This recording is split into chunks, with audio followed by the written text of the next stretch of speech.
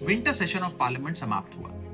हम एमपीज को संसद में बोलने का जितना टाइम मिलता है, मुझे लगता है वो हमारा टाइम नहीं है, वो आपका टाइम है। पार्लियामेंट चलाने का खर्चा हो या एमपीज की सैलरीज हो, ये तमाम खर्च इंडियन टैक्स पेयर भरता है। देश के मेहनतकश लोगों की कमाई से चलता है। इसीलिए संसद में आवाज भी उनकी उठनी चाहिए, इश्यूज भी उनके उठने चाहिए।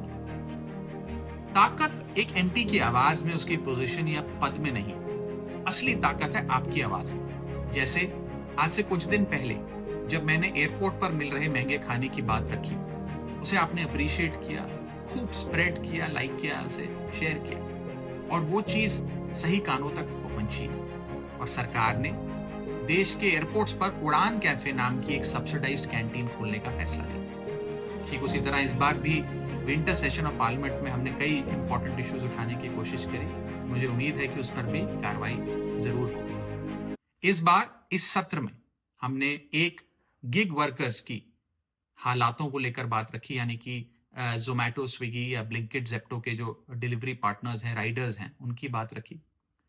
कैपिटल गेन टैक्स को कम करने की जरूरत है, इंडियन इन्वेस्टर को प्रमोट करने की जरूरत है, उसकी बात रखी।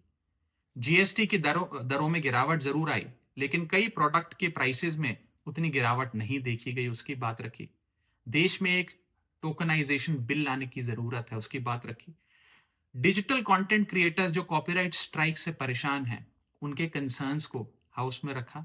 इंश्योरेंस कंपनीज और प्राइवेट हॉस्पिटल्स कैसे एक पेशेंट को एक्सप्लॉइट करते हैं, उनकी प्रॉब्लम्स को हाउस में रखने की कोशिश करी। इंडिगो क्राइसिस हो, पोल्यूशन हो, ये तमाम इश्यूज इस बार उठाए। मैं जो